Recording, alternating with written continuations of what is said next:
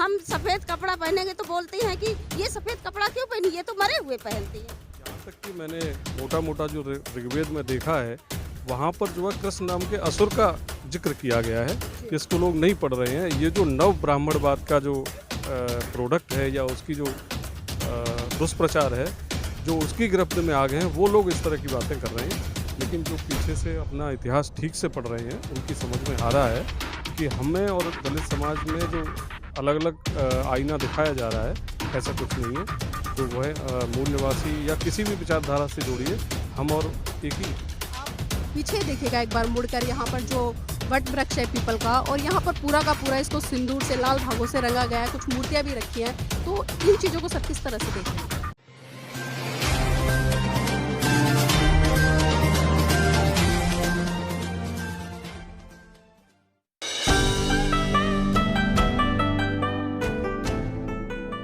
नमस्कार, आप देख रहे हैं NB News 24/7 नीलम बोध के साथ। और आज हम ऐसी ऐतिहासिक धरती पर, जिस धरती के बारे में सुनकर ही अपने आप में मन हर्षो उल्लास के साथ भर जाता है। बहुत सारी इच्छाएं उत्पन्न होती कि काश हम वहां जाए, लेकिन साथियों आज मैं आपको साक्षात वो नज़ारा दिखाना चाहती हूँ जिस इच्छा को लेकर, कुछ कल्पनाओं को लेकर हम सोचते हैं कि आखिर हम वहाँ जाए तो वहाँ का दृश्य कैसा होगा।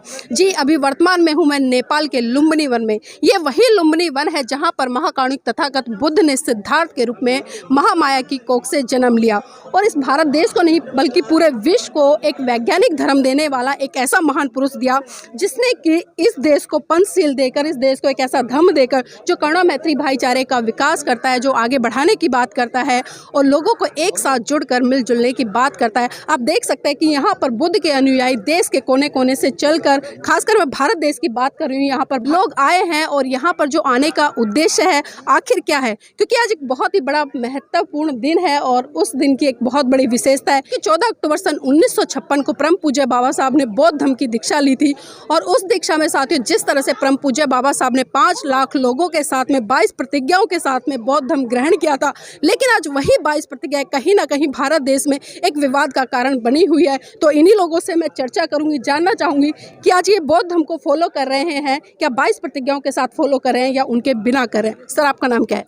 मेरा नाम अशोक यादव है जी। यादव जी, जानना चाहूंगी अशोक जी, जिस तरह से आज का जो परिवेश है, क्योंकि हम कहीं ना कहीं देखते हैं कि देश में 2 संस्कृतियों की बहुत बड़े स्तर पर लड़ाई है। आज आप नेपाल की धरती पर है, खासकर भारत देश के लोगों के लिए क्या संदेश देंगे? गौतम बुद्ध का जो संदेश है, मैं उसी को आगे बढ़ाने की सभी से अपील करूंगा, क्योंकि इसी के जरिए केवल भारत में नहीं, विश्व में भी शांति स्थापित हो सकती है। और हमारा मानवता का जो संपूर्ण कल्याण है वो इसी में छुपा हुआ है। यही मैं संदेश देना चाहूँगा। यादव जी, जानना चाहूँगी, आप उस संस्कृति को छोड़कर बुद्ध की उस आइडियोलॉजी पे चल रहे हैं जो मानव विकास के साथ साथ पूरे भारत देश का नहीं बल्कि विश्व का विकास करती है। लेकिन आज कहीं ना कहीं हम देख रहे हैं कि जो यादव समाज के लोग हैं वो कहीं ना कहीं आज भी उन परंपराओं में, रूढ़िवाद में, पाखंडवाद में उलझे हुए हैं। तो उनके लिए खासकर क्या संदेश आपकी तरफ से? ये देखिए, ये किसी विशेष जाति विशेष के लिए नहीं है, ये सब में है जी। ये अलग है, किसी में बहुत ज़्यादा है, किसी में कम है। क्योंकि ये मनुवाद या कहिए ब्राह्मणवाद का एक तरीका है कि जो भी जाति या जो समाज उन्हें अपने से अलग जाता हुआ या प्रगति की ओर जाता हुआ या उन्हें ठीक से विकास करता हुआ दिखाई देता है, तो कोई ना कोई ऐसी आइडियोलॉजी लेके आ जाते हैं जिससे हमारा समाज, क्योंकि पिछड़ा समाज है, दलित समाज है, तो ये अपने आप में कन्फ्यूज हो जाता है और उसी का फ़ायदा ये सदियों से उठा रहे हैं। लेकिन अब हमारे लोग जागरूक हो रहे हैं और श्रमण संस्कृति की ओर जो है आकर्षित हो रहे हैं, और इसी में विश्व का और भारत का कल्याण संभव है। जिस तरह से हम सोशल मीडिया की बात करूँ या मैं धरातल की बात करूँ, यादव समाज में भी 2 ग्रुप बने हुए हैं। एक अपने आप को क्षत्रिय और अहीर कहने के लिए मतलब ललायत है, और एक होड़ मची हुई है कि हम तो यदुवंशी हैं और हम श्री कृष्ण के भक्त हैं। लेकिन एक तरफ जो समझदार लोग हैं, जो पढ़े लिखे लोग हैं, जो तार्किक लोग हैं, वो बुद्ध की शरण में जा रहे हैं। तो खासकर जो आज भी अपने आप को क्षत्रिय कहने पर तुले हुए हैं, या जिस तरह से मैं कहूँगी कि श्री कृष्ण के वंशज कहने पर तुले हुए हैं, उन लोगों के लिए क्या संदेश है? इसमें मेरा मानना ये है कि ये सारा कन्फ्यूजन जो है, ये 1950 के आसपास या 20वीं शताब्दी का क्रिएट किया हुआ है। उससे पहले कहीं कोई अंतर नहीं मिलता है। यहाँ तक कि मैंने मोटा मोटा जो ऋग्वेद में देखा है, वहाँ पर जो है कृष्ण नाम के असुर का जिक्र किया गया है, जिसको लोग नहीं पढ़ रहे हैं। ये जो नव ब्राह्मणवाद का जो प्रोडक्ट है या उसकी जो दुष्प्रचार है, जो उसकी गिरफ्त में आ गए हैं वो लोग इस तरह की बातें कर रहे हैं। लेकिन जो पीछे से अपना इतिहास ठीक से पढ़ रहे हैं उनकी समझ में आ रहा है कि हमें और दलित समाज में जो अलग अलग आईना दिखाया जा रहा है, ऐसा कुछ नहीं है। जो वो है मूल निवासी या किसी भी विचारधारा से जोड़िए, हम और एक ही हैं, अलग अलग नहीं है। जी सर, जिस तरह से हम देखते हैं कि वर्ण व्यवस्था स्थापित की गई है, खासकर भारत देश की मैं बात करूँ तो वो तो उसमें जो यादव समाज है वर्ण व्यवस्था के अकॉर्डिंग कौन से वर्ण में आता है? मैं क्या, सभी विद्वान लोग जानते हैं कि 3 को छोड़ के और तीनों में हमारी गिनती कभी नहीं हुई, तो जाहिर है कि हम शूद्री वर्ग में आते हैं और इसमें कोई कन्फ्यूजन होना भी नहीं चाहिए। जी, तो देखिए ये सवाल मेरा खासकर उन लोगों के लिए था जो कहीं न कहीं सोशल मीडिया पर कहूँ या धरातल पर कहूँ एक भ्रांति फैलाने का काम करते हैं और जो एक भाईचारा है उसको भी बिगाड़ने का काम करते हैं। तो ऐसे लोगों को सीख लेनी चाहिए, ऐसे बुद्धिजीवी लोगों से, क्योंकि देखिए बिना तथ्य या बिना इतिहास के ये लोग किसी भी तरह की कोई बातें नहीं करते कि हवा में तीर छोड़ दिया और वो जहाँ जाए वहाँ लग जाए। कोई भी बात करो आप तथ्य के आधार पर करो और सार्थकता के आधार पर करो, तभी आपको बात में वजन होगा। तो मेरे साथ में सर है। सर, हम जिस तरह से देखते हैं कि हम जहाँ-जहाँ बुद्ध के जो धार्मिक स्थल है वहाँ जाते हैं, तो आज कहीं न कहीं जो धार्मिक स्थल है उनसे छेड़छाड़ की जा रही है। उनका एक तरह से मतलब मैं कहूँगी कि नया ध्रुवीकरण किया जा रहा है। तो जिस तरह से आप पीछे देखिएगा एक बार मुड़कर, यहाँ पर जो वट वृक्ष है पीपल का, और यहाँ पर पूरा का पूरा इसको सिंदूर से, लाल धागों से रंगा गया है, कुछ मूर्तियाँ भी रखी हैं। तो इन चीज़ों को सर किस तरह से देख रहे हैं?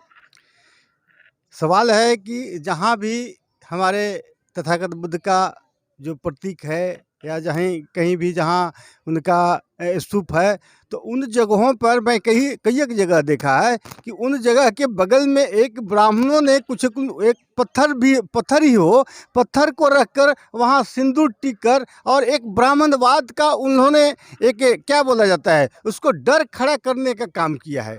और अब हमारे लोग बहुत माने तेजी से धर्म की ओर बढ़ रहे हैं, तेजी से ब्राह्मणवाद को लोग छोड़ रहे हैं, तो उनको कहीं न कहीं हमारे लोगों से खतरा है। इसलिए वो जगह जगह पर अपने जो हैं वो एक क्या बोला जाता है, हम लोग जैसे गांव देहात में देखते हैं कि हम लोग चिड़िया को भगाने के लिए, नीलगाय को भगाने के लिए खेत में जो है एक पुतला खड़ा करते हैं।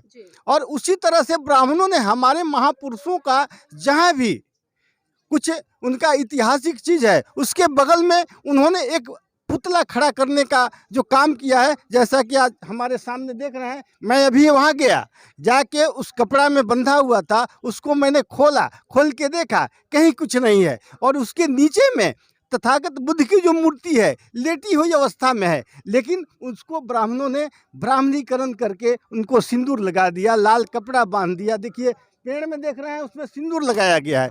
तो कहीं न कहीं ब्राह्मणों ने हमारे जो विचारधारा है, हमारे जो तथागत बुद्ध की विचारधारा है, उसको दबाने के लिए, उसके तरफ लोग का झुकाव है, उसको झुकाव को हटा के अपनी तरफ अपना उनका जो तथाकथित व्यवस्था है उसमें लाने के लिए लोगों ने हर जगह पर इस तरह के काम कर के रखे हैं। ये और भी लोग हैं, उनसे भी जुड़ूंगी। तो जानना चाहूँगी कि आज बुद्ध से लोग इतना क्यों डरते हैं? नीलम जी, बुद्ध धर्म जो है, बुद्ध धर्म नहीं कहेंगे, बुद्ध धम्म है। एक जीने की कला है, एक शैली है। ये पूर्णतः वैज्ञानिक धर्म है, एक वैज्ञानिक धर्म है। इसमें कहीं आडंबर, ढोंग, ढकोसले के लिए कोई जगह नहीं है। तो हर आदमी आज ढोंग, ढकोसले, आडंबरवाद से ये पतित हो चुका है, इनसे दूषित हो चुका है। लोग शांति और साम्यवाद की खोज में बुद्ध धर्म की ओर आते हैं। जब लोगों का मन उद्दोलित होता है, लोग शांति की खोज में जाते हैं, तो इसके अलावा कहीं शांति नहीं मिले, क्योंकि ये वैज्ञानिक स्तर पर वैज्ञानिक ढंग से जांचा परखा एक धर्म है। तो लोग इसकी शरण में आ रहे हैं और आगे और भी आएंगे। संपूर्ण विश्व को आखिर में यहीं पर आना है, ये अंतिम पड़ाव है। हम कहीं भी जाएं रुक के, और लास्ट में हमें धम्म की शरण में ही आना। बुद्ध धम्म लास्ट में हमारा अंतिम पड़ाव है, यहीं पर हमें निर्वाण की प्राप्ति होनी है। जी, देखिए अक्सर हम किसी भी आंदोलन की बात करें, चाहे सामाजिक हो, धार्मिक हो या राजनीतिक आंदोलन हो, लेकिन मैं बात करूंगी धार्मिक आंदोलन की। का नाम क्या है? मेरा भानुमति साकेत है, मैं एमपी रीवा से आई हूँ। मैडम, मैम आप सवाल कर रही थी कि पति क्यों नहीं पहनते। क्योंकि मैडम हिंदू धर्म कूट कूट के हम लोगों के ऊपर भरा हुआ है, इसलिए लाद दिया गया, जबरदस्ती थोपा गया। आज भी हमारी माताओं को, बहनों को जबरदस्ती ठूसा जा रहा है, जबरदस्ती किया जा रहा। हम सफ़ेद कपड़ा पहनेंगे तो बोलते हैं कि ये सफ़ेद कपड़ा क्यों पहनी, ये तो मरे हुए पहनते हैं, मरने में, ये मुर्दा में पहनाते हैं। तो इस तरह से जबरदस्ती ठूस ठूस के हम लोगों को भर दिया गया। इसलिए हम लोग भी उनके साथ में रहना है मैडम, उनके साथ में चलना पड़ता है।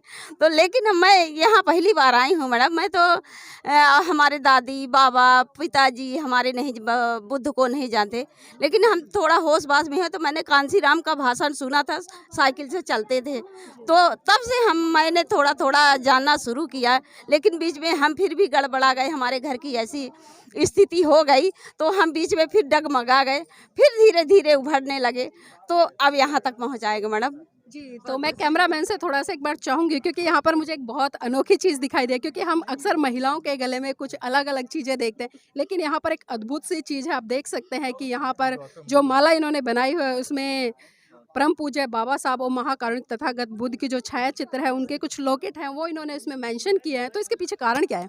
इसके पीछे कारण क्या ये है मैडम कि हमारे यहाँ लग रहा था, मेला लगा हुआ था, तो मैं इनको बहुत दिल से मानने लगी, मेरे बच्चे भी मानने लगे, मैं भी मानने लगी। तो हमने कहा ये लॉकेट बाजार लगी थी, हमने लॉकेट खरीदा और लॉकेट खरीद के सफ़ेद मोतियाँ खरीदी और हमने कहा मैं इसका माला बना के मनचली, हमारे भाषा में, हिंदी बघेली भाषा में मनचली बोलते हैं, तो हमने कहा मनचली बना के मैं पहन के जाऊंगी तो मेरा जीवन उद्धार हो जाएगा, मेरे बच्चे भी होशियार हो जाएंगे, हमारी बेटियां बच्चे सब होशियार हो जाएंगे मैडम, हम अंधविश्वास से दूर हो जाएंगे। मैं अपने बच्चों को अंधविश्वास से दूर रखूंगी, मैं उनकी बात को नहीं मानूंगी। जी, तो देखिए कहीं ना कहीं चाहे मैं भावनाओं की बात करूँ या एक आस्था की बात करूँ या श्रद्धा की बात करूँ, कहीं ना कहीं हम महिलाओं को बहुत बड़े स्तर पर देखते हैं, क्योंकि महिलाएं इस तरह की चीज़ों को बहुत जल्दी एक्सेप्ट कर लेती हैं। और भी महिलाएं, आपका नाम क्या है? शकुंतला यादव, शकुंतला यादव जी, कहाँ से आए हैं? आगरा से। आगरा से है। शकुंतला जी, जानना चाहूँगी पहले तो आप यहाँ आए हैं, तो यहाँ आने का उद्देश्य क्या है? अब क्या पहली बार आए हैं, अब यहाँ देखते हैं, सुनते हैं, फिर समझेंगे, फिर आगे कुछ बोलेंगे। आप बौद्ध धर्म को फॉलो करते हैं? हाँ, थोड़ा थोड़ा, अब थोड़ा थोड़ा शुरुआत की है तो अभी से थोड़ा थोड़ा सा। अच्छा, आपने हिंदू धर्म छोड़कर बुद्ध धर्म की तरफ क्यों आए? अब जो हमारे पति देव आए हैं तो हमको भी आना पड़ेगा, फिर वो आगे हमको दिखाएंगे, सिखाएंगे, तो हम भी सीखेंगे आगे जाके। मतलब पति जी ने ये नहीं बताया कि हम क्यों जा रहे हैं या हम हिंदू धर्म को क्यों छोड़ रहे हैं? पहले देखो समझो, हमारे बताने से कुछ नहीं होगा। देखिए, बिल्कुल सही बात है, क्योंकि अक्सर हम देखते हैं कि पुरुष कहीं ना कहीं महिलाओं पर जोर जबरदस्ती करके बहुत सारी चीज़ों को थोप देते हैं, लेकिन कुछ लोग ऐसे भी होते हैं जो महिलाओं को स्वतंत्र छोड़ते हैं कि आप कार्यक्रम में जाइए और कार्यक्रम में देखिए कि वहाँ पर किस तरह के लोग आए, किस तरह की वेशभूषा है, किस तरह के विचारों का आदान प्रदान करते हैं, किस तरह की सोच को लेकर आगे बढ़ रहे हैं। तो ये वास्तव में मैं यादव जी को बहुत बहुत धन्यवाद दूंगी कि वो अपनी जीवन संगिनी को यहाँ पर लेकर आए और जिन परंपरावादी, रूढ़िवादी, अंधविश्वास, पाखंडवाद में वो फंसे हुए थे, उससे निकल कर एक नई पहल की शुरुआत की है। और हम इनको मंगल कामनाएं देते हैं कि लगातार इसी तरह से, खासकर जो यादव समाज आज रूढ़िवाद परंपराओं में फंसा है, उसको बाहर निकालकर बुद्ध की विचारधारा की तरफ अग्रसर करें। तो साथियों, बुद्ध का धम्म है वो आपको तर्क करना सिखाता है, वो आपके अंदर प्रज्ञा को उत्पन्न करता है, और जो व्यक्ति बिना प्रज्ञा, बिना तर्क के आगे काम करता है, वास्तव में उसका जीवन निरर्थक है। तो ये जरूरी बन जाता है, अगर हम तथागत बुद्ध के मानने वाले, तो हमें साइंटिफिक विज्ञान की तरफ बढ़कर तार्किक तरीके से बातों को आगे बढ़ाना चाहिए कि क्या बात सही है, क्या हमारे लिए सही है, क्या समाज के लिए सही है, क्या देश के लिए सही है।